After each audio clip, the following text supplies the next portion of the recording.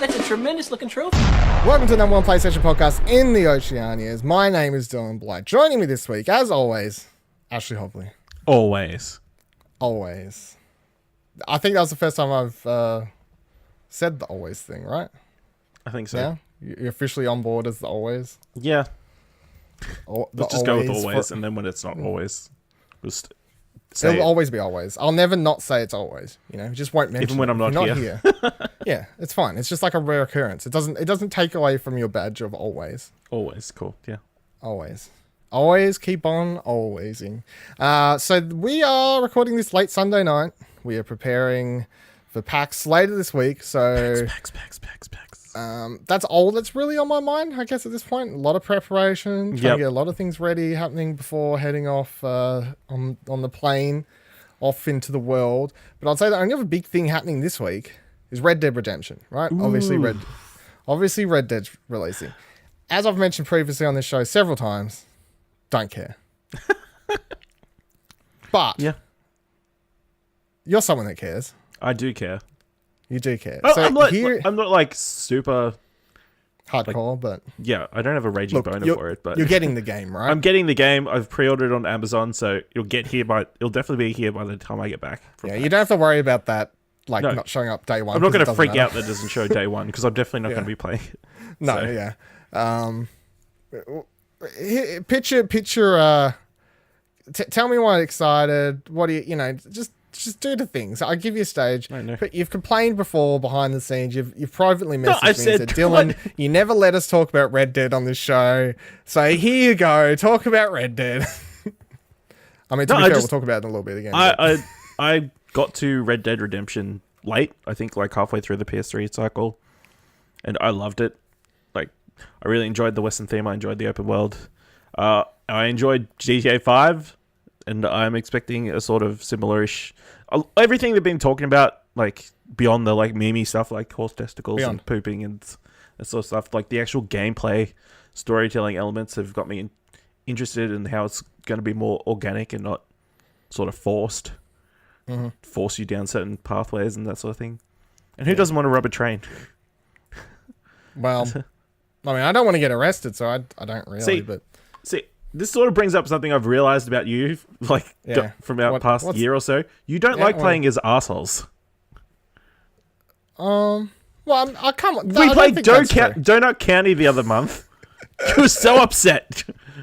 You're a horrible person in that game. You didn't like playing God of War. Kratos is a bit of an asshole. Look, Kratos has always been an asshole, and I'd like anyone to argue that he's not an asshole. Yeah. You got more examples there other than Donut County? Well, you didn't play Red Dead Redemption. You got for like halfway through. I played it for like 3-4 hours. Yeah. And I got bored shitless. Fucking catch these cows. Catch more cows. Oh, what are you going to do now? Fucking teach the cow to let you ride? No. Teach the horse to let you ride it. And fuck off. Jesus and you haven't even touched GTA 5, which I'm... Look, I brought it twice. I'm sure it's protecting yourself from being attacked for not enjoying the story at all. I can't imagine you playing Trevor, to be perfectly honest. Why? I played all those other GTA games. I love GTA. But you've grown up since. You've changed. I have. Although, honestly, every time I'll never have the spare time to do this, I don't think. But on my list of games I'd love to pick up on the PS2 classic thing with trophies now on the store, GTA Vice City, because that is the best GTA, because it's just Scarface the movie in the game. Although the Scarface game, real one, not a bad game either. Did you ever see this game? I probably saw it on the video game, the DVD store shelf. I think a lot of people snubbed it because movie tie-in type thing usually has bad written all over it. It does, but I mean it wasn't a movie tie-in with a movie. It wasn't releasing, It's not like Scarface had just come out. They just decided to make a Scarface game. Its story was interesting because it was, spoilers for Scarface, he dies at the end. But this movie, the game is like alternate history. So the game opens with the end movie scene that everyone knows, where he's like, say hello to my little friend, that whole, this whole thing that everyone knows. Even if you've never watched it, you know the line. But instead of him getting shot, you turn around and actually shoot the person who was going to kill you. So then it's like, what would happen if Tony lived? And that's the game. So there's my little side note for that if you want to pick up the the Scarface game. They didn't have, of course, Al Pacino didn't do the voice, but the guy who did it did a YouTube quality impression of Al Pacino. It was fine. But yeah, Vice City's basically Scarface the movie, the game, and then the Scarface game is basically Scarface. What would happen if he did die at the end of the movie, the game? There's my thing. I think my problem with GTA 5 is I picked it up and it was just, it sits on the shelf, and because I didn't pop it in day one, it sits there going, this is going to take you heaps and heaps and heaps and heaps of time to play. Yeah. And if I ever started it, I'd want to commit the time. I wouldn't want to jump in for 1 hour, 2 hours every week. I'd forget what I was doing half the time. You sit down for these games, you want to commit. Yeah. You want to get from start to finish. And because it's this huge task, it's like staring at a huge book on your shelf that you may want to read. You're like, but when I start it, it's just this huge monstrous thing that you've got to tackle. So that's my problem. That was always my problem with GTA 5. Yeah. Did you ever play The Witcher? Yeah, I did, but that was completely different. Did you play Fallout 4? Yeah, that was completely different, though. That was completely different. Did you play any Assassin's Creed game? Yeah. No, it's because I missed it at the start. All those games you just named, I picked up day one, pre-ordered, put in my console day one, played it, enjoyed it. GTA, I didn't pick up or pre-order. I randomly decided to pick up 1 week, and I wasn't super excited for it. All those other games I was super excited for. The difference with GTA was I was interested in playing it. I didn't pick it up day one because I didn't have the money. So when I did pick it up, it was just seemed like a monstrous task. And then there was always more things. And I think because I play so much of that type of formula, the GTA Rockstar open world game has a formula. And I know I haven't played 5, but I've watched videos of people playing it and all the, everything else. It is still a very formulaic structure that Rockstar has. And if starting Red Dead last year, it was the same. Very much just Rockstar all over it, which is fine for people that like that. But I think I just played enough of it and kind of got over it. I'm hoping when Red Dead 2 releases, people will be saying things like, this is the new Rockstar, the mission structure, all these, they're talking about the mission structure differently, all that sort of stuff. That might get me interested to check it out. If it comes out and people are saying it's more of the same but better, blah blah blah blah. If you like the first one, this one's cool, whatever else. Not for me. Whatever. Okay. And you're just gonna all sit on your high horses at the end of the year and be like, we'll just sit on our regular digital horses. Red Dead Redemption 2 game of the year, and I'll be like, not voting for it. No. And then that's what happens. Anyway. #/ game of the year. Jesus Christ. One thing I want to talk about quickly is Sin of Sacrifice for Redemption, which came out last week, but I had an interesting experience with it. So I got early access to it. This is the game with the 7 deadly sins? Yeah, this is a game with the 7 deadly sins. And okay. So I beat one of the bosses, of which there is... Do you want to guess how many bosses there is? 8. Correct. There's one where they're all joined together to be one massive sin. They turn into the devil is the sin. Sure, you can believe that. So it's I got it, and I haven't written a review, and I don't think I will because I didn't enjoy playing the game so much that I couldn't be bothered playing it anymore. But at the same time, I don't feel hell of a review. also didn't feel like I'd played enough that writing a review wouldn't come off anything but I really didn't. Surface I just level. didn't. Yeah, it's like this weird middle ground where it's a really weird place to be. But I wanted to like it because it is basically, hey, do you like Dark Souls or Souls-like combat? Do you like those bosses? Okay, well here's a game with nothing of the bosses, which I think in premise sounds interesting. However, when you get into it and you realize there is nothing to do but fight these 7 bosses, you're like, fuck, what do I do when I'm getting annoyed and stuck? Because at least in Souls games, Bloodborne, anything, if you are trying a boss and you're dying, you're like, fuck, this pissed me off. you can go fight regular enemies. You know, you're not stuck fighting the boss. You can go. So there's only the 7 enemies.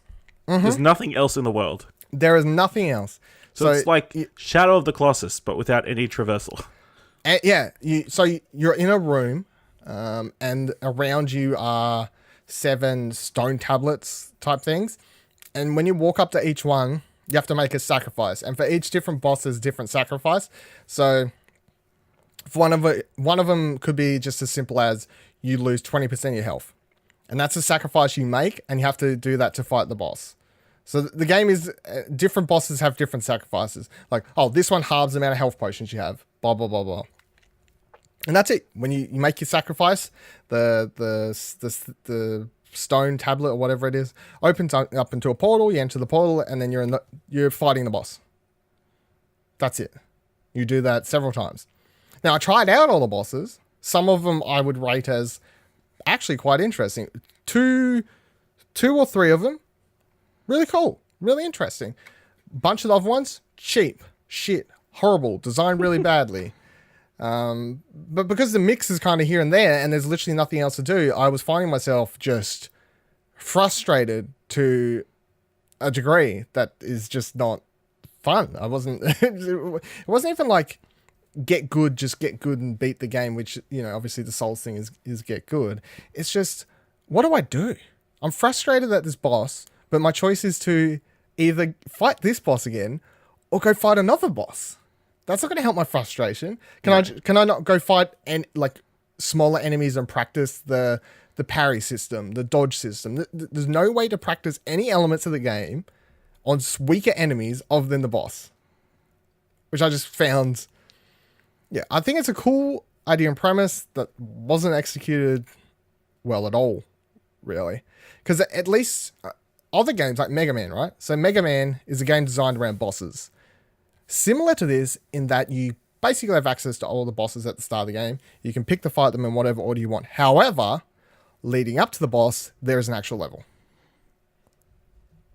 Yeah. Which if this did,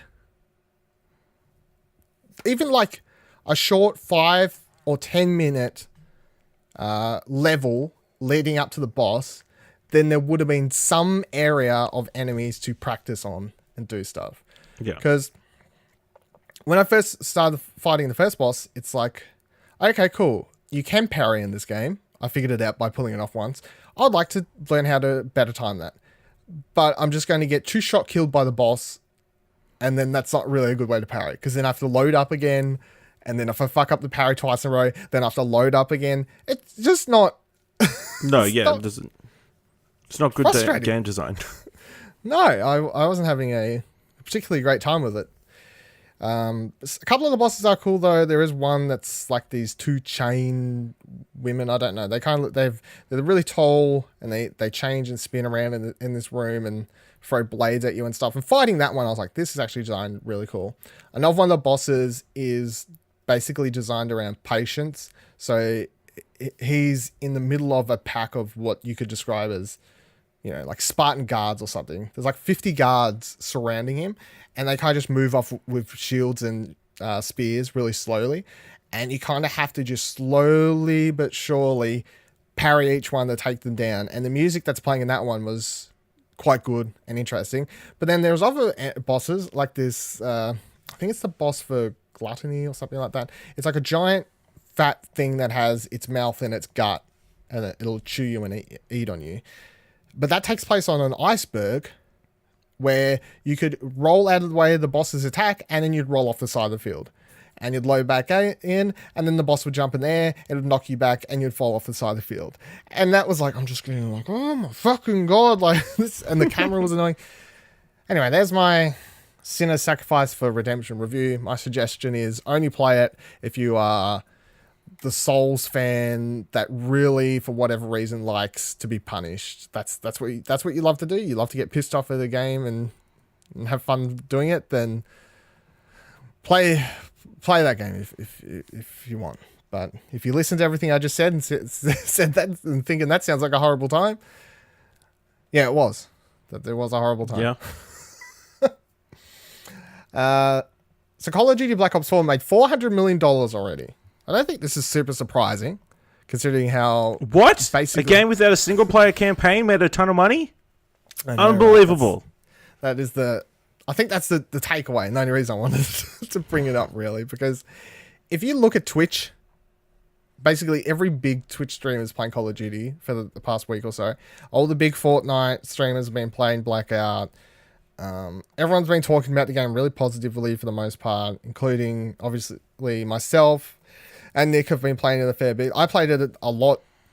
Well, I wouldn't say a lot, considering I'm sure some people put hundreds of hours in the past week. But I did play 2 lengthy sessions last week, which was fun with Dash and Buddy from Dash Culture. Their show's called Dash Culture. It's weird because I'm like it's Dash Culture, but it's funny because then Dash does Dash and Halsey, but It should be I called suppose you're Dash referring to Buddies.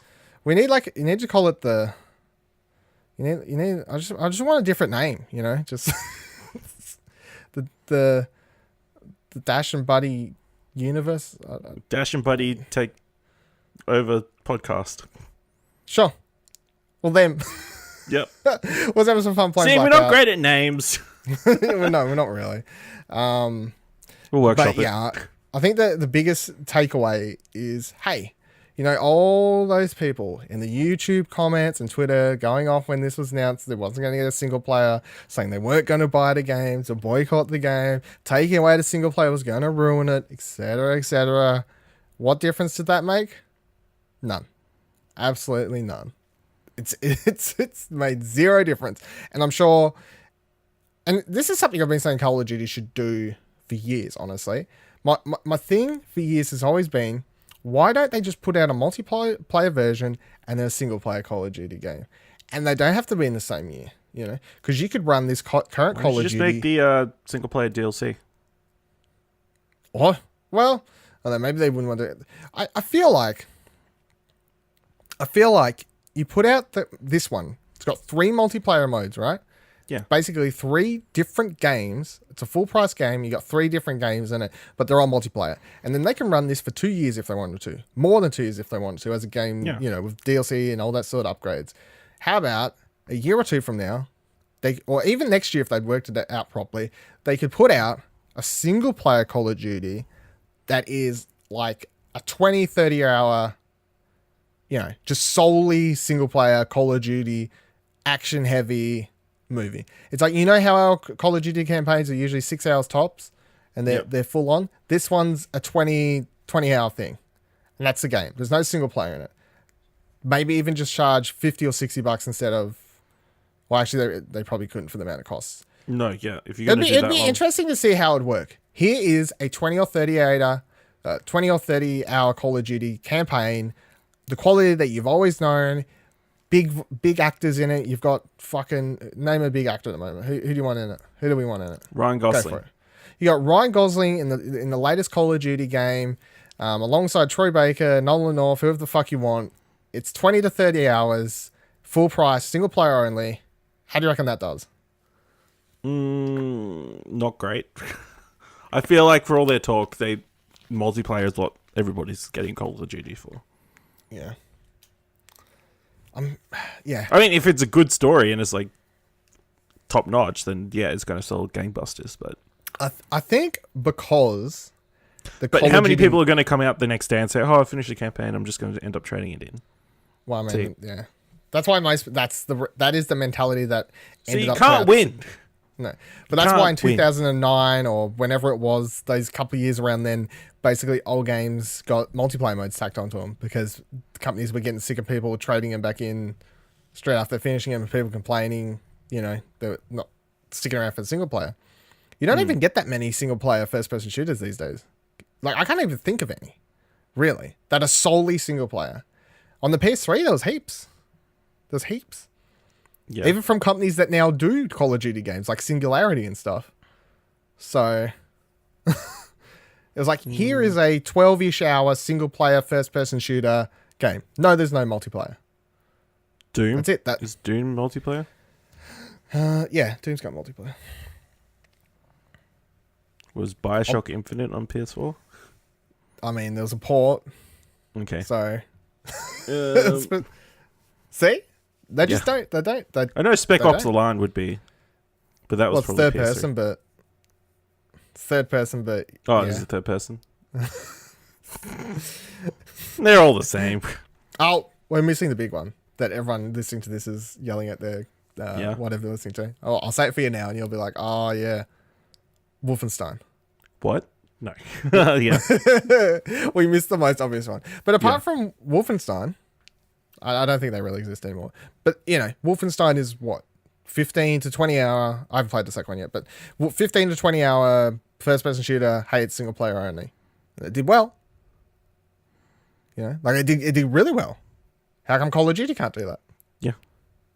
Just put them out as separate games. Would you classify Dishonored or Prey as first person shooter? Well, I suppose I didn't think of them because they're not. No, they're kind of like first person. I'd put them in the same reign as like an Elder Scrolls game, because it's not shooting. It's like first person, but it's not shooting. I don't think you shoot in those games. You shoot magic, you shoot rats, spells, and turn into them. I guess Rage 2 is coming up, so that would fall under that category. There you go. Except there's driving in it, so I don't know. Does it count? I'll count it. Moving on, Spider-Man has received New Game Plus and Ultimate Difficulty. This has got added in Saturday, so yesterday while recording, a couple of days ago by the time you're listening to this. So Insomniac has added New Game Plus and a hard difficulty titled Ultimate Mild Spider-Man. Updates come as a free patch and include some other smaller quality of life fixes like the photo mode now being mapped to the left button. You do have to change it in the settings, apparently, I saw. Oh, really? Yeah. It's not like defaults. You have to change. Why wouldn't they just default it? What if you accidentally push it? Then you'd be like, oh, whoops. It'd be like pressing pause by accident, wouldn't it? Not the end of the world? I'm just giving you the reasoning possible. Possible reasoning. So I booted, I tried it out. I tried out New Game Plus Ultimate Difficulty. Played through the prologue mission or whatever you want to call it. So I played through fighting, spoilers for the first 10 minutes or 15 minutes of Spider-Man. I played through fighting to Fisk, beating him, and then was like, whatever. New Game Plus is New Game Plus, which is what you want. You keep everything. Everything is just there, which also means that playing on Ultimate Difficulty didn't seem that hard to me. I'm sure later in the game, some of the harder fights, a little bit of a challenge, but considering I had a fully leveled up, I'd unlocked all the gadgets. I'd leveled up all my skills to maximum. It was like, sure, that rocket that hit me nearly took me from full health to 0. It pretty much took 90% of my health off. But at the same time, I have all these things I can use. I think if you're playing Ultimate straight up without New Game Plus, if you want a challenge, then sure. You do that. That's so what difference does Ultimate make? Because like in Batman, if you're like battling on the highest level difficulty, you lose the... You don't get counters and everything like that. Yeah, no, this isn't doing that. The menu didn't really explain it. It just said something along the lines of stereotypical game thing of just... all the enemies are buffed up. It's just like... Is that what it feels like? For the hardcore, that like a bit more of a challenge. That's all it said. Something along those lines. Permadeath. No, fuck no, please no. From even though I was playing on New Game Plus at the same time, it just seemed to me that you get hurt a lot easier. The enemies won't take you longer to down or kill, whatever we want to describe Spider-Man as. But that's what I'm saying. I was on New Game Plus, so maybe they do normally. But yeah, I could tell damage hurt a lot because at the start, you remember at the start where they're firing rockets at you as you're climbing up the building. I took one of those right to the face, and I nearly died from it. And then I got hit by Fisk once during the fight, and he nearly insta-killed me as well. But then, other than that, I couldn't really tell much difference. Would you have any interest in, obviously not in the near future, but would you have any interest in playing through either New Game Plus or Ultimate Difficulty down the line? Probably New Game Plus. Just to experience the story again. Maybe try out photo mode more. And play around with the suits a bit more. I didn't really... stuck with the main suit in the first one, so... Well, I'll tell you, my favourite thing about starting the game again is after that opening cutscene plays and he jumps out the window and starts swinging, it automatically set my suit to what I had it as in the game when I started New Game Plus, which was the cel-shaded one. So he was in the normal suit or whatever in that opening cutscene, and the second he jumped out the door, I'm cel-shaded. And I was like, yes. Because I never got to experience the game the opening with that suit before. So I was like, yeah, this is great. There's a guy on Twitter called Sunny Legend. He like did a GIF like cutting together, like he must have done that opening cinematic with all the Spider-Man suits. Yeah.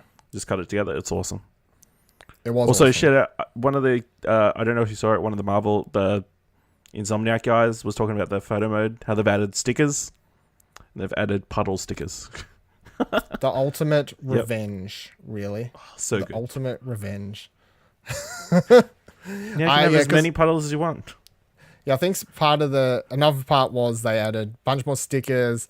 You can rotate the stickers now, a few new frames, stuff like that as well to photo mode, which makes sense because the most free publicity they've got for this game is having that fantastic photo mode, and then just everyone going ham on it, and they've just got free publicity out the fucking anus from that photo mode.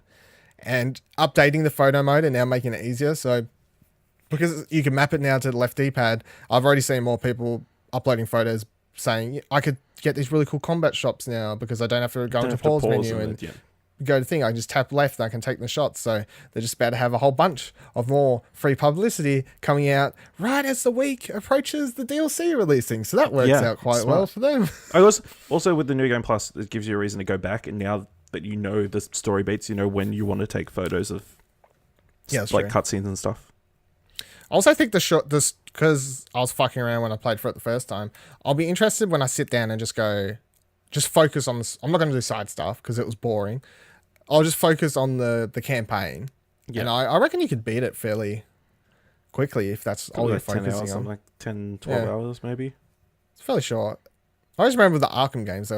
They felt long because you're fucking around. Yeah. But if you mainline the Arkham games as short as. I remember when I did Arkham Asylum on the hardest difficulty on PS3, I did that in one afternoon. Well, not one afternoon. I did it in one day, so like morning to night. I think it only took me like somewhere between 8 or 10 hours.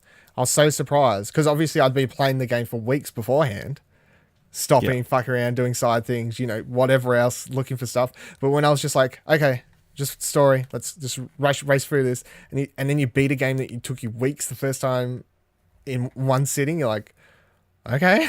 Didn't know it was that short probably, but there you go. All right, so talking about Spider-Man's DLC, if you're recently wrapped up grabbing your Spider-Man Platinum and you're dying for some more content, Ash, you'll be happy to know the first DLC is dropping on October 23rd. The DLC is called The Heist, and it is part of the what the fuck is, I've got it written down here, I've lost it. The City That Never Sleeps DLC storyline package. There's going to be 3 interconnecting stories. What elements interconnect them? I don't know. We'll find out when we actually play the DLC. Well, probably, yeah. I mean, the city. Spider-Man? Is that a connecting factor? You excited for this DLC that's going to have you chasing down Black Cat after you meet her at a museum, and I presume she's stealing stuff, and then you're like, oh, you stop, and you chase after her? Yeah. I'm keen to jump back into it. I'm not happy that they're adding new challenges. I wasn't excited about it. I saw that. I'm like, no thanks. No. No thanks. But is it definitely this? So it comes out the 23rd hour date? I'm pretty sure, although I'll be honest, half the time I write these news stories, it is America. Really hard unless they make it easy for me to be like, okay, is that American? Or have you changed? Like, what are we doing here? You should just put time zones on every article. I wish they did. I'm 99% sure it's out here on Tuesday, which means now I'm thinking, do I download and play before I go for PAX? If it's out here on Tuesday, and I've got everything I need to do sorted, which at this stage is minimal, but if it's out Tuesday and everything is done, then I'll be quite happy to sit down Tuesday afternoon before going to bed and catching my plane on Wednesday just to play through this DLC, because I can't imagine it'll be super long. Maybe if I was guessing, I'd say 2 to 3 hours for the story stuff, tops, and I wouldn't expect more than that. It is one of 3. Imagine if every one of these things was 6 hours. That's longer than the main game.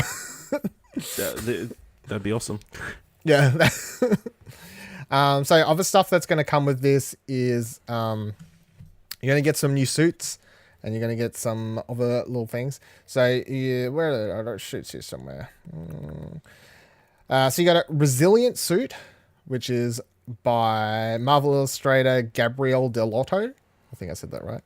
And then you got other suits that are Scarlet Spider 2 and the Spider UK suit from Spider-Verse, which they had a picture up. But to me, it's like a Sideman with like a Union Jack sort of design. Yeah. Around the neck. None of those super excite me, although I will put a parenthesis on and say none of the suits they add in the future will probably excite me, because I think the cell shaded suit is just like they peaked too early. I can't imagine any suit coming out that makes me want to use it over that. Because once I got have that like suit, a photorealistic, like an actual Tom Holland walking around. Let's go like Spider Pig or something Spidey. Spider Ham, yeah. I don't know how that would work, but if they pulled that off, I'd be impressed. Yeah, maybe something fun like that, but I don't really care about anything else. So yeah, you'll be able to pick it up by itself. They didn't have the price up when I looked though for how much it's going to cost by itself. I'd presume it'll be like $5-6. Pretty sure when I checked, the season pass is $30. So yeah, so the season pass is $29.99, but I don't know how much the heist by itself would cost. You could assume $10. At least at the minimum. Oh, that's true. Oh, yeah, that's true. There's 3 parts. Good job on maths. Good job on maths there. For some reason, I was thinking maybe they could charge less for if they're gonna maybe the last part's really bigger, which they have done for, I don't know. So this one's this one's a certain size, part 2 is a certain size, and part 3 is like the size of those two together. It's like a big finale. Okay. They charge more for that one. I don't know. But you couldn't do that out of the gate. People would be complaining. Click anything. Yeah, probably. That's probably true.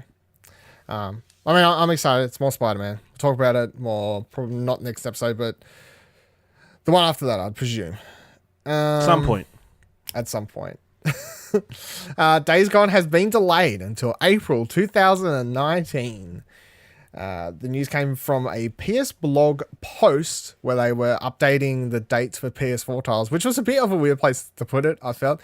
They do put these posts out often these days. They put out these posts saying they'll put a bunch of upcoming titles and stuff and be like, here are the release dates, blah, blah, blah. Because there's a bunch of other information in there that no one really cared about, like small details. For instance, like Everybody's Golf VR, which had previously had a release date of 2019, has had its release date changed to something like spring 2019, which is to most people, who fucking cares? But in the same post, they were like, hey, Days Gone, fuck February, eh? Like, fuck February. So there's 2 narratives going, what they've said in the post and what people are theorizing and screaming on the internet. You're either in the camp that believes them, which is they simply said February's very crowded. Nah, we're gone, dog. And they moved to a different month. Not in those those words exactly, but pretty much what they said. And then there is the other camp of people saying that's cover-up story. They actually really need more time because the game is struggling, blah blah blah blah. Which side are you falling into? I imagine it's probably a bit of column B, bit of column A. Do you reckon it's like that, or do you reckon it's just they're like, what game dev team is gonna say no to a bit more time of polish? Yeah. Well, they did say that they say they're going to use the time to, polish up the game as they can. So I'm going to believe them. I have no reason not to believe them. Until recently, everyone who played the game in media aspects I've read and everything that came out of that Game Informer story, people were like, yeah, it's not finished obviously, but it is months away still at the time. Yeah. It was nearly positive. A year away. It was basically nearly a year away. Oh no, like 9 months away when that story came out, I suppose. But it was positive. And it looked cool, and they put up an hour of gameplay. An hour of gameplay from the start of the game. And that was alpha, but that looked cool. Whatever. And even this week, they did have it at some convention. I can't remember exactly which one, but they did have it. at some sort of convention. Not at PAX Australia, that's for sure. Not at PAX Australia, which now makes a little bit more sense because they've moved the date, I suppose. So they're like, why are we showing off an old build if we're getting back to work on it? I'm personally happy on 2 levels for it because A, February is already very crowded, which is a big problem. So them moving it makes me go, yes, please. Now everyone just fuck off from April and let the game have some space. And then at the same time, it's never a bad thing for a game to have more time for polish, especially if it helps them feel more comfortable with it. So, I mean, was it that crowded? When you look at the games, was there really going to be that much crossover? Look, Kingdom Hearts is out on what day? Tell me that. 29th of January. 29th of January. Yep. That's going to take me 6 months to finish, Ash. What am I going to do then? Fair. That's fair. You're just looking at February saying, what's here that matters? Look at January. Look at the end of January. That's true. You should be able to finish that in a month. You reckon? Unless they've been adding so many worlds in the 20 years that they've been working on it. It's like a 50-hour experience. Hercules pictures this week. I was like, oh, now Hercules is not even a Colosseum world anymore. It's an actual place, apparently. World. What are we doing over here? It's craziness in Kingdom Hearts 3. Who am I going to fight in waves? Where do I fight Sephiroth now in this game? How do I get to him?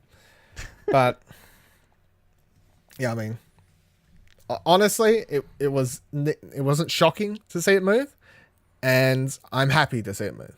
So I mean, April's been very good for PlayStation anyway. So that's true.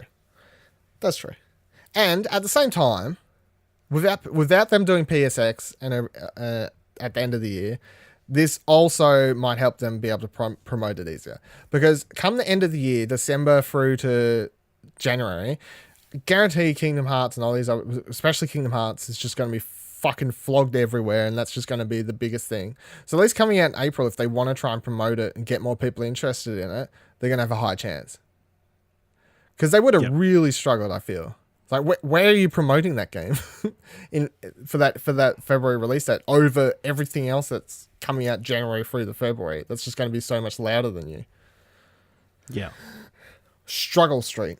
What do you think this means? Everybody's been talking about, what's this mean for Last of Us 2?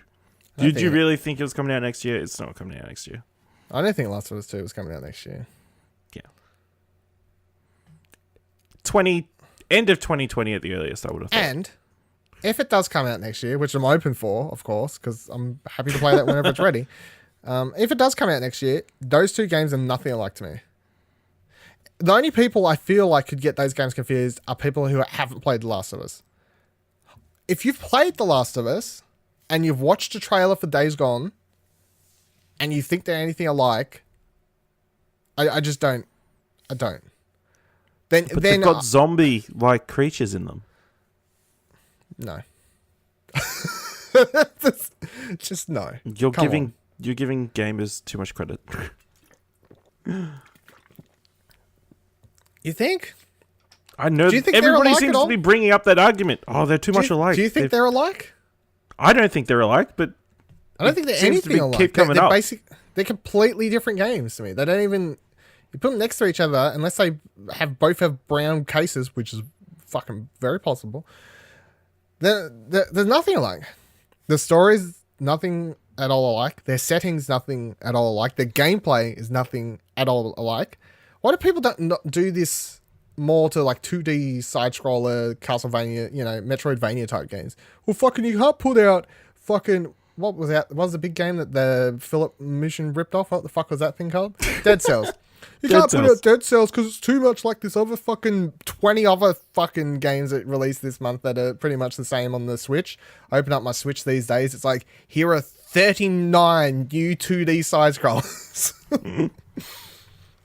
No one brings that up. They're not first party games. These games are not alike. Just listen to me, listeners. These games are nothing alike. They're nothing alike. They're nothing alike. Thank you for listening to my TED Talk. My TED Talk. They're nothing alike. They're not though. That's outrageous. That's silly. Come on. All right, let's talk about Rockstar. Let's get into the biggest story of last week. We got the positive Red Dead stuff at the start. Now let's go over the... We're talking about how they're going to have 2 discs. I don't think that's quite it, Ash, but... 500 gigabytes of space. That is also a news story that happened, and people were like, "Well, this is crazy." It's funny. That story. So it's originally like Rockstar has Red Dead Redemption 2 100 gigabyte patch. Everyone's like, "This is fucking bullshit. Fucking what am I gonna?" Then all of a sudden it's you got these 2 discs. One disc, a data disc. The other disc is the playing game. You put the other disc in to install the game. Everyone's like, 2 discs. This is fucking bullshit. Can't win. Literally can't. You cannot win. You can't. What have I said about gamers, Ash? They suck. You suck. Rockstar Games fiasco has launched a negative light into the lead up of release. If you haven't heard about this, boy oh boy, have you been hiding under some sort of social media just rock or living something. somewhere without internet, Or yeah, without basically. smoke signals. It's been fucking everywhere. Rightfully so, as well, of course. So it was originally kicked off. I think this happened like a day or two again after we recorded last week. It happened fairly early last week. Yeah, happened fairly early last week, and then basically built and spread throughout the remainder of the week. So it was originally kicked off by Dan Houser proudly toting that he had spent over 100 hours, 100-hour work weeks. How do you know he was being proudly saying it? Because I don't feel like the way he said it. All right, let's put a parenthesis on that. Dylan read it as he was proudly stating it. There you go. Doesn't make you happy. So the following that I'm going to read from comes from a Kotaku article by the only Jason Schreier. The original quote from Hauser is, quote, "The polishing, rewrites, and Reddit what is that word, Ash? Re-edits. Oh, there's no space there, though. It was supposed to be a hyphen because it's Reddits. Reddits, that makes sense. Yeah, I'll just put that in. Got him. And re-edits Rockstar does are immense. We were working 100-hour weeks several times in 2018, Dan says. The finished game includes 300,000 animations, 500,000 lines of dialogue, and more lines of code. Even for each Red Dead Redemption 2 trailer and TV commercial, we probably made 70 versions, but the editors may make several hundred. Sam and I will both make lots of suggestions, as will other members of the team. Over the last couple of weeks, we've heard from numerous current and former Rockstar employees about the work hours put into making the company's widely lauded and hugely successful games. Employee stories increased in number in the wake of the remark from company co-founder Dan Houser about working 100-hour weeks at the studio. While Hauser later clarified that he was talking about a 3-week stint involving himself and other lead Red Dead Redemption 2 writers, other current and former employees privately and publicly began sharing their accounts, many of them saying they'd worked well beyond a 40-hour week. The Rockstar workers we heard from regularly cited Lincoln as one of the worst of the company's studios in terms of crunch. So Lincoln, they're like separate studios, different areas. One source familiar with the studio said that they'd been in various forms of crunch since October of 2017, with requested weekend shifts on top of weekday shifts. Many who have spoken to us privately said that they like working at Rockstar, but are wary from the amount of work. So that's the initial story, and I have another one on this that is more recent from the last 2 days. But what was your initial reaction when the story kind of started developing and dropping? Because obviously the interview happened, and you may not have read the interview where he dropped the quote, but then of course the quote spun out and every publication was writing about it, and basically everyone who, I think a lot of people were connecting it to the Telltale thing, and rightfully so. Yeah. I think we're connecting it to the Telltale thing, which is still fresh in everyone's minds and thoughts. So how do you feel about it? Because there were a lot of people sticking up for it, saying this is, no, what should be expected, blah, blah, blah, who cares? And then there's other people saying, no one should be expected, or et cetera, et cetera. I wasn't surprised. It seems like it's like an industry-wide thing, unfortunately, that people are expected to work ridiculously long hours, more than they're getting paid for, which is probably the problem I most have with it. They're working It seems like they're doing unpaid work. They're getting In the follow-up story I have, they do note that they are getting paid. okay. At least at Rockstar. From everything I've read this past year about different companies, that is not the same for every company. See Telltale. Yeah, it just seems to be in depth. It just, to me, it seems like poor management. Like, you should be able to manage your employees' workloads to the point where they don't need to be working overtime, working 100-hour weeks. I mean, how do you even do? I mean, struggling to do the math on how you do a 100-hour week. It's like what? 12-hour days for 7 days. Yeah, or 16 hours for, around that for 5. Something like that. Mate. 6 days maybe. I don't know. It's ridiculous either way. What it is. And at that point, you'd expect people would start making mistakes if you're pushing that hard. I think it's probably more trouble than it's worth. Yeah, you would have thought. You would have thought, yeah. My initial reaction was, this is the shit. It's basically like pointing at it, like with both hands out, like, this is the shit we're talking about. Like, following on from the Telltale thing, like, this is exactly what we're talking about, and you shouldn't be throwing that around in an interview like it's not a big deal, like it's nothing. Because even I think he's throwing that around as the same way, and the only way I can connect to this is when I would tweet out like a picture of a screenshot of my edit on Tales of Theoden and be like, this edit took me 16 hours, whatever.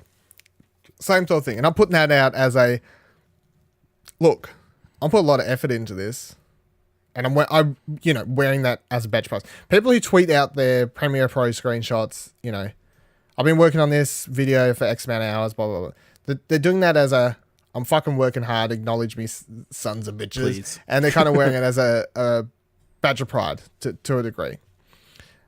And anyone you follow on Twitter who does any sort of video editing will often do this, because there is something when you spend that much time sitting there doing it, you kind of just want to be like, look at this shit. Look at my fucking time and effort that's going into this. It's ridiculous. So if he's not doing it as a badge of pride thing, then he's literally just throwing out that number like it's nothing. Like it's a matter of fact. It's just not even a big deal. It's just, just saying it like it's the time of day. Worked 100-hour weeks, blah, blah, blah. And then someone would be like, you what? So what? Like, it's not even So which one is worst for you? If you're proud of the fact, or if it's just a matter, just nothing? What is worse? They're both they're both bad, aren't they? And I want to my thoughts on crunch in general are, I think it's okay for a very short period of time, and if everyone's on board and it's built up too properly, and people afterwards are given extra days of holidays or something like that, I think there is the right way to do it. Because even in my work, if you work 7 days straight or something like that, you'll be given a day in lieu, extra. You get chucked an extra or something like that. So, it's not like I'm against it completely. I'm against it the way it's ingrained into the game development culture and the way a lot of places handle it. And even if you're paying people, it's the fact that it's expected and it's just part of what you kind of have to do for months on end. That's when it becomes months and months and months of this. It's not like, hey, we did 3 days straight of working 14 hours. At which point to finish the game. Because if that was the thing, I'd be like, okay, was you paid extra? Yeah. Were you given a couple extra days off at the end of that week? Yeah. Okay. Like I think that's fine. Yeah. I think there is a level of acceptance to this sort of thing. But overall, how about no? But let's continue on here. So as I don't know, like you see like executives and people in like law firms and that sort of thing, they work extended hours and probably don't get compensated for that, I assume.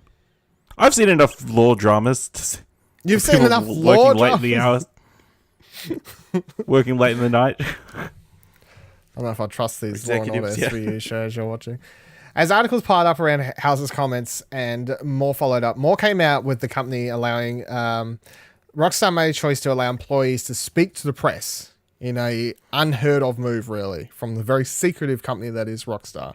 Rockstar don't talk to press. Rockstar don't release their game trailers or announce them until they're ready. Rockstar is literally, as their name says, a rockstar in the industry, and they do what they want when they want. Yeah.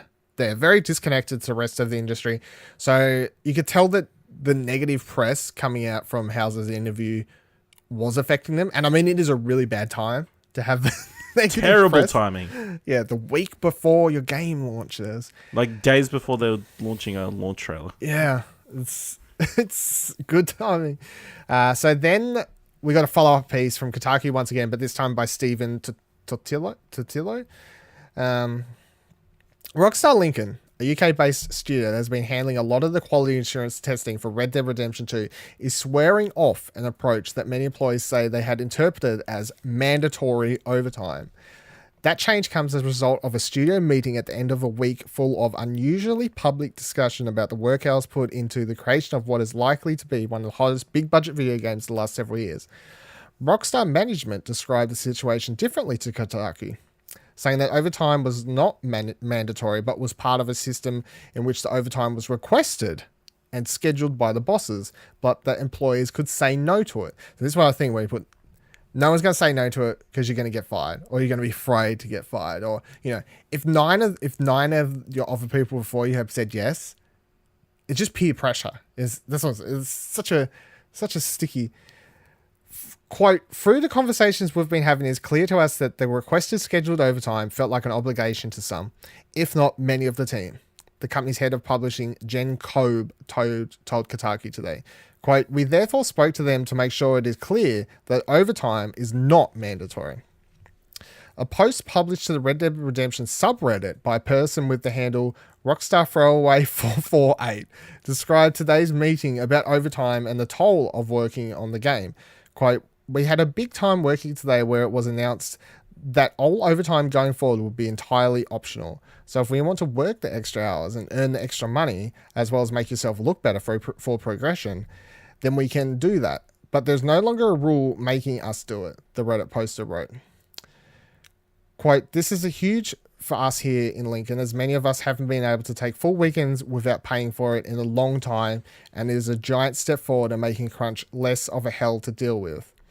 While the overtime at Lincoln was paid, the purported insider posting to Reddit today wrote, quote, this overtime is not optional. It is expected of us. If we are not able to work overtime on a certain day without a good reason, you have to make it up on another day. This usually means that if you want a full weekend off, they will have to work a double weekend to make up for it. On Reddit, one person asked the anonymous Lincoln worker, is it all worth it to be working on something that you love and are passionate about? And the poster replied, quote, we're all as hyped as you guys are. Absolutely will be worth it in the end. By encouraging their employees to at least speak publicly about work conditions, Rockstar appeared to be getting on top of the issue in an effort to burnish the mega studio's reputation in the public eye, leading to the release of its first new game in half a decade. It may also prove to be a turning point in how the games industry, media and fans discuss the amount of work that should or should not go into the game that millions of people love to pay. So, play. What did I say? Pay. Oh, which I guess is true. Pay to play. So people love to pay for the game that they're going to play. To play, yeah. I think the biggest takeaway is that this proves that making a fuss can actually make a difference. Like yep. if Hauser did that interview and no one kicked up a fuss, nothing would have happened. Nothing would have changed. The only reason that this meeting at Rockstar has happened and all these sorts of wheels got turning is because people kicked up a fuss and said, no, this isn't right. No, this isn't right. And all the outlets were writing about it, people talking about it. And that's kind of what you need to do. That's what people need to be doing for the foreseeable future, you know? So kick a fuss about anything and everything. Eventually you'll change something. Well, I mean, it's probably true, really. Eventually everyone gets a win.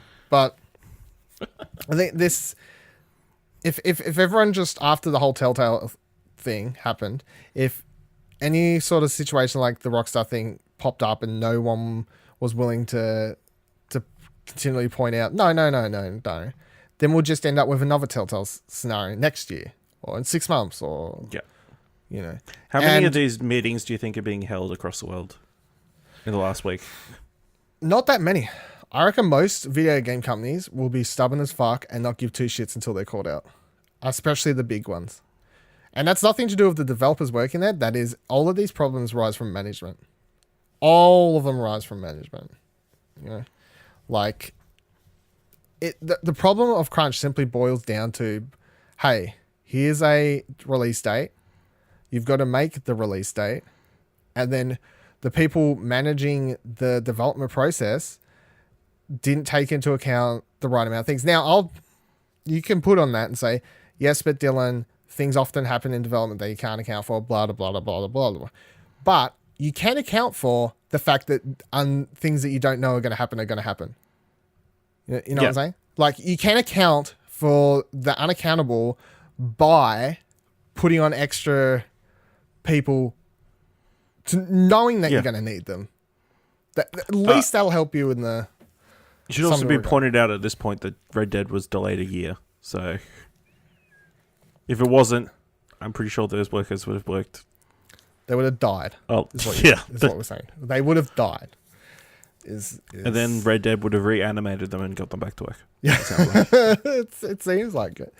Because I understand that you can't reach the last quarter of your development cycle and say, fuck, we really need about 50 extra hands on deck, but we can't hire people to do that because they'll need training. You know, they haven't been here since the start. They don't know what really, you know, like, is it worth the manpower or whatever to train people into what you're working on, to have them understand blah, blah, blah, blah, blah. Because you got a team that's been working on it since day one. So it makes sense to that degree.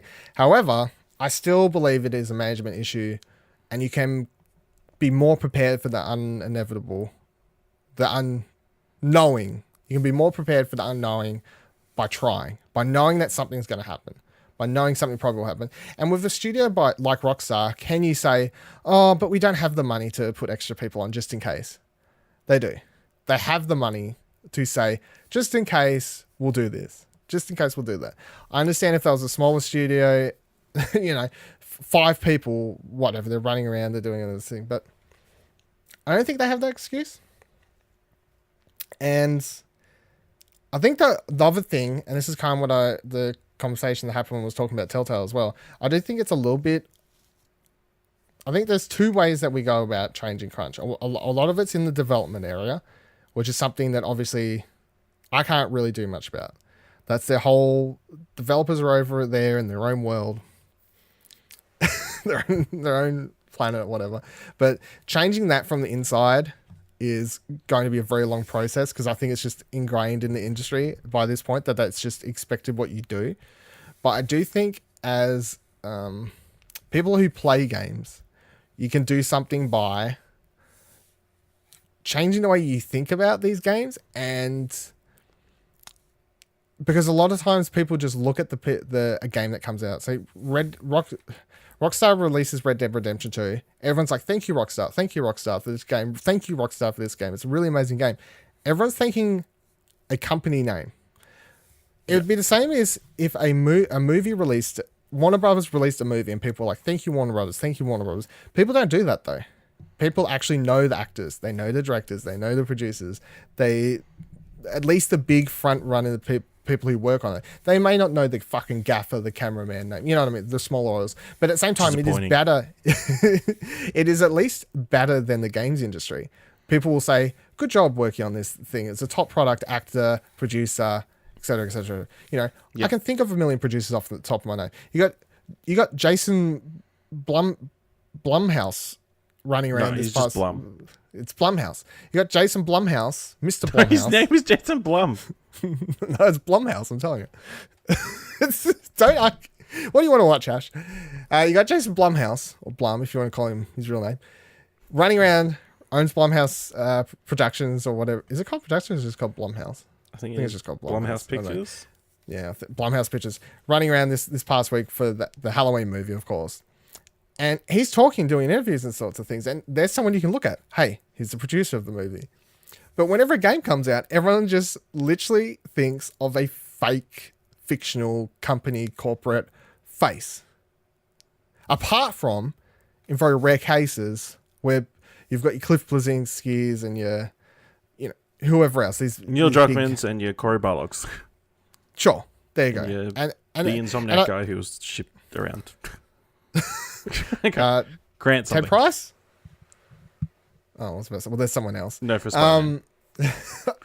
You got but these are like recent cases in the games industry as well. Most of these people have only become public faces, sort of. People know them within the last 5 or less years, I'd say. Kojima.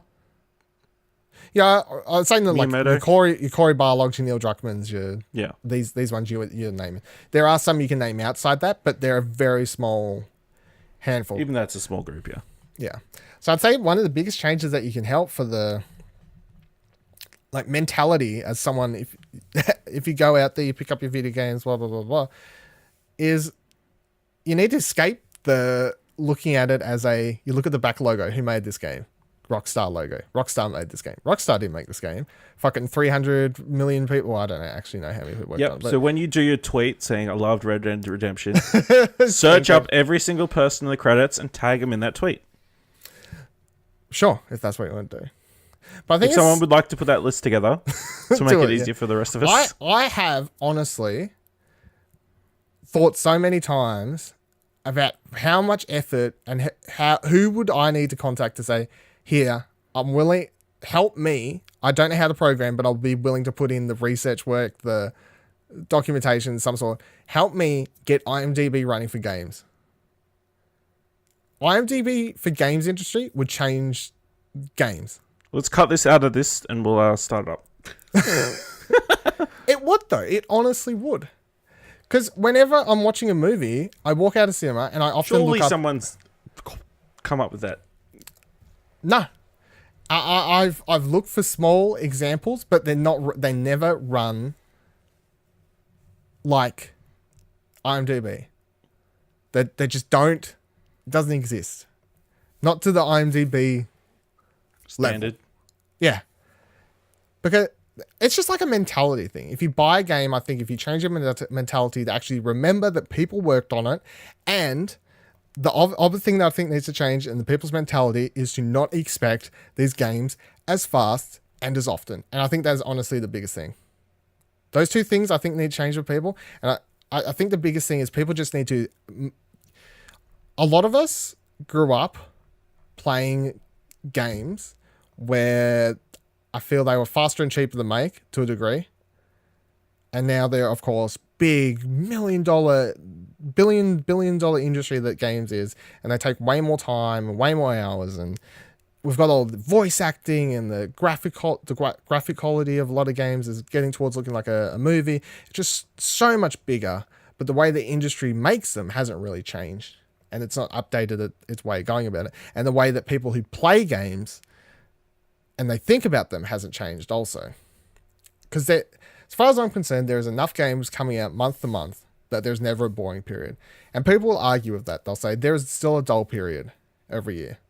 There is still a dull period. Oh, but Dylan, there's that 2 months where there's no big AAA games coming out. So fucking what? Honestly. So what? Oh, there was 2 months where you didn't have a big AAA game to play. Get over it. There's still so many fucking games coming out. Just because you don't have your big AAA game to be playing during that period of time, get over it. Is there a big AAA fucking Marvel Avengers movie coming out every month as well? No. Don't be ridiculous. That's nonsense. So if the developer side of the industry can change, get rid of crunch, to know that they can spend more time. We hear this Media Molecule story that we're talking about last week where they're like, we just don't do crunch. We'll take the fucking time in it. The game will come out when it's done and we'll run it great. We need more Media Molecules over there. But then the people playing the games, the gamers, need to just accept that you can't get these games as quick and fast as you'd like to. And if everyone can accept that, then the developers and the people over there in their high chairs won't feel as forced to get these games out. Now, I'm saying all this knowing it won't make any fucking difference because you got the people on the internet yelling, "You're a fucking F word," and whatever else at people online. And they're happy to scream at fictional companies like there's not actually people there until you ring up their mums and dads and say, "Hey, your 14-year-old son was on the internet calling someone an F word," but there you go. That's my 2 cents, Ash. Do you have anything to add to it? Top of my TED Talk. Internet Games Database seems to has a pretty comprehensive list of credits. Go look up like a proper indie though. That's where you get fucked. Oh, okay. That's what my biggest problem. That's where you get fucked. It's so we need to make the indie games. No, I just want it all indie in one. Internet. That just all in one. All right. Look into it. If you want to invest, I'll help out. I'll invest some Explosion Network stock. It's not much, but it's something. It's really not much. It's really not. It's not much, but it's something. Yeah. Okay. Anything on the Rockstar thing before we move on to head towards wrapping up this episode? It's been improved. And it's probably not going to make much of a dent in their sales. Let's be honest. Yeah, no. But I'll say on that quickly. People out there, even if I was buying the game, I wouldn't agree with, people were like, "I'm not going to buy it," blah, blah, blah, blah, blah. I personally wouldn't be doing that even if I was buying it because I don't think it was on that level where you don't, what's that word? I'm fucking mental blanking on the word. Boycott? Yeah, boycott, sorry. I wouldn't be boycotting it even if I was, because I don't think it's quite reached the boycott level. However, if you feel strongly and feel like you do need to boycott it, that is your choice, and people should be allowed to tell you that that's dumb and stupid because if that's your prerogative, then people should respect your prerogative. No reason if you do what you feel is the right thing to do. Is all I'll say on that. I see people online being like, "That's stupid," just because they disagree with it. Well, they're allowed to do what they want. Fucking do what you want. All right, hashtag everytrophycounts. Shout out to the Spider-Man New Game Plus is a bronze trophy for completing New Game Plus, but it is an extra trophy, and this is that thing I talked about of God of War, Ash. Remember this, where I said, they fucked up. Fucked up. They didn't add extra trophies for the New Game Plus. They fucked Not up. enough trophies. But Spider-Man got it right. And you'll get a silver if you complete the game on Ultimate. So there is a silver and a bronze added in right now for you to do for that. And then the Is that high enough steel... to make you go back? Yeah. Well, I mean, look, between the campaign of Spider-Man being fun to play through anyway, the at least one trophy to do it is enough to make me go, yeah, that's, it's a pull I need to make me want to do it. Am I gonna do it sometime soon? No. Will I want to do it in the future? Yes, I think I would like to. Then you've got the highest DLC trophies. They're up. So they're basically all simple. They like the majority of them are just missions from what I would presume is the campaign story mode of the DLC. Then you've got one trophy for completing all the crimes in a district. So I'm thinking maybe they're adding new crimes in progress for this DLC or something like that. But I don't know how that's going to separate because, if you look at the map, when you've completed the normal game, it'll tell you if you've completed all the... I don't know. It's weird. Unless there's like 4 different types of new crimes in progress added. I don't know. We'll find out, I guess. But either way, that's not going to be hard. It's just figuring out exactly what that means. The only one, which is what you were talking about before, that might be hard is get spectacular or better on this new set of challenges that are in the game. Screwball challenges, whatever they are exactly.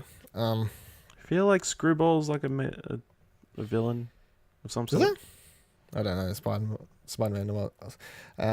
I will point out though, it does say spectacular or better, which does mean that it's not. You'd think it's not the hardest difficulty, which is the only saving grace for this, I think. So if it's like a 3-star or like a bronze, silver, gold, I'm presuming spectacular is silver on the challenges, not gold, because it says or better. Yeah. Sorry, I just looked up Screwball. I'm pretty sure Screwball's like there was that side mission with the streaming chick. Okay. Yeah. Okay. I got you now. Yep. Spoilers. Well, spoilers, I guess. Yeah. That's fine. We just whatever. I kept Whatever. it vague enough, I think. DLC's coming out. Fuck off. Everyone's played it by now, surely.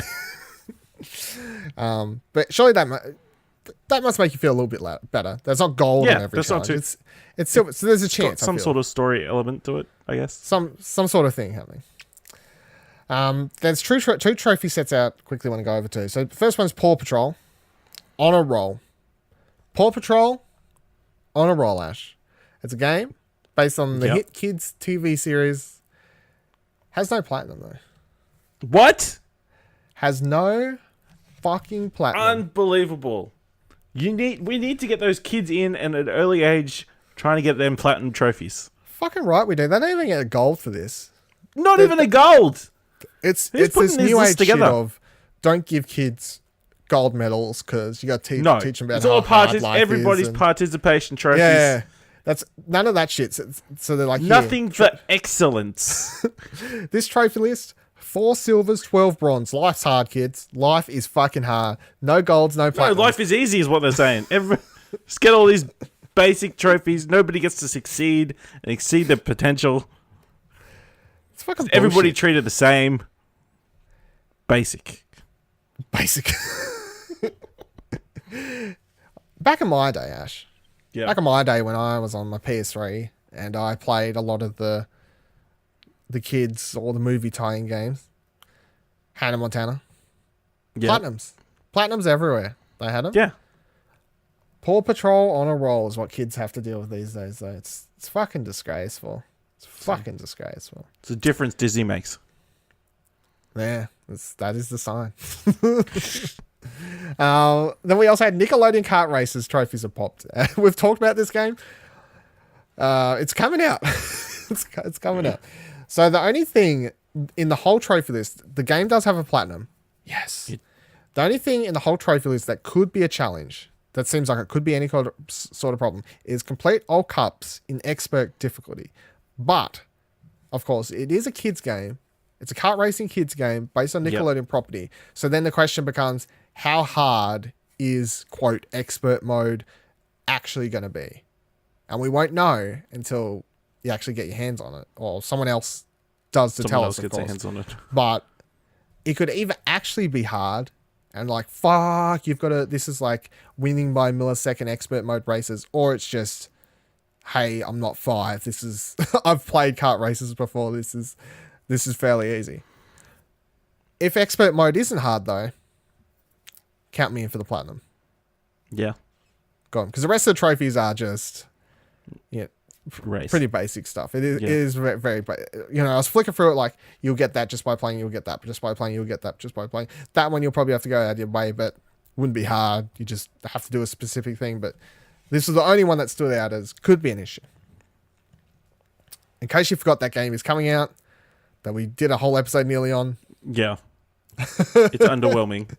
Did you see there's only going to be 12 characters? Yeah, no, it's a bit disappointing. Yeah. It's a bit disappointing. I reached out to the developer or the publisher. Haven't heard back, but I want listeners to know that I have reached out and hope to bring you. You're making an effort. I'm making Not an a effort financial effort, but I'm making an effort to bring you, the viewer, the content. the review you care about. Oh dear. Yep. Okay, so yes, this week we will be at PAX. So next week's episode may be a bit weird. We don't know exactly what we're going to be doing yet. However, don't give away all the secrets. Whatever or whoever's on it though, wherever it may be recorded or however it may appear, it will be on the podcast services still, and it'll be talking about whatever's on at whatever PlayStation related stuff happened at PAX, I guess. If we get there, who knows? Did we play Dreams? Don't know. Did I get to play Beat Saber? Don't know. We'll find out. Is the entire episode just Dylan gushing about Beat Saber because he played it and he loves it so much that he just talks about it for 20 minutes while everyone else is just sitting there nodding their head? Possibly. Yeah. time will tell. We It may will. never. That's assuming we get to play it. Because lines are a bitch. What if I kill the kids? I feel like you definitely won't be doing the episode next week then. Legal issue. I don't know what the policy is on recording podcasts in jail, so We'll find out. I mean, what?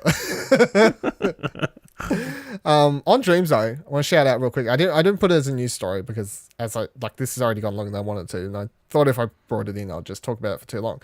But now I'm going to bring it up anyway, just to quickly go over. sure, why not? Dreams on the Game Informer thing with more Dreams coverage, as we talked about the other week, of course. They put out a 15-20 minute video where they go through some of Media Molecule's favorite games they've made in Dreams. One of them is you're like a dog character with a guitar, and it's like timed to the music in the background. So there's like a soundtrack that they made in the game, and then you attack with the guitar and it like shoots out electric waves, but it's in time with the music created for the game, and that's how you attack enemies. And watching it, I was like, this fucking shit is insane. They had another game where you're like flying a ship in the air, and you can switch between the cockpit view and the normal view, and you're shooting down these ships in space and all sorts of stuff. I'll tell you, if you're not keeping up with this Dreams coverage and you're still out there saying who cares about Dreams, whoa, I can't. Every time I watch a video, I'm like, this game is insane. This game is insane. It's going to come out, everyone's going to shut the fuck up and be like, I was wrong. This game is game changing. Also, in that same video, they mentioned that some of the biggest content, like community creators from Little Big Planet, they brought on and now work at Media Molecule. I thought cool. that was an interesting little tidbit. They're like, they work really well, and it's the circle comes full circle. They did levels, some of the popular levels for Little Big Planet, and now they happen to work here. So there you go. You do really good levels in Dreams, and You'll get hired. you get Hit first. That's not just by Media Molecule, but I'm legit wondering the top creators in Dreams games. Surely they go into that's a CV in itself to a degree. Yeah. Sure, you may not know how to To use Unity or something like that, but Like a video reel or whatever. yeah. It's like I don't know Whatever how to the actually equivalent is. use a proper game engine, but at the same No, time, I just have to build everything in Dreams. All future games that you release have to be in Dreams. I do feel like though, having now seen how complicated behind the scenes of Dreams looks, that if you could master and create something fucking so amazing in that game, and you could master the really complicated systems that game has, then it would be like, okay, I may not know how to use like Unity or whatever, but if you learnt that, you could learn that. If you could, you could pick it up. You're probably smart enough to be able to learn how to To code. learn, yeah. That was Dylan's weekly or bi-weekly dream segment. Yeah. Maybe there'll be another one next week if I get to play it. Where I try to make a level for 10 minutes and I'm like, fuck, this shit's too hard. Give me a level Sorry, to play. you've got no more time. Yeah. What Next person needs to play. Here, you can have half an hour to try and create a level. Dude comes back or girl comes back to like, what'd you achieve? I'm like, It's a tree. it's a tree, everyone. Good job. Yeah. What does your tree do? Nothing. Stands there. I didn't get that far. Thank you for joining us this week on Platinum Explosion. If you're heading to PAX, we will see you there. We're gonna have a bunch of I think I just said content. I'm pretty sure. Yeah. And if I didn't, I just did. It's been a long day. We're going to have lots of content coming out of PAX, of course, so make sure you follow us on Twitter at ExplosionPod. Make sure you head on over to explosionnetwork.com where we're going to have all the things going up from there. There's the PAX page is linked in the top bar there. It'll be linked everywhere, basically is what I'm saying. If you want to use Facebook, facebook.com/explosionnetwork, youtube.com/explosionnetwork. Twitch doesn't really remember. Oh, I suppose it does. Kieran's doing early late Kieran's nights. doing Explosion Network early Explosion late nights Network live. Explosion Sure, Network's early late nights live.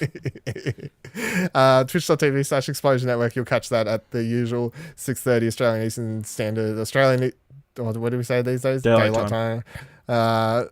It's Friday night at 6:30 p.m. So he'll be talking about what he's seen and heard on day one of PAX, and we'll be doing it somewhere via Somewhere? a mobile phone. It'll be Probably, fun. Yeah.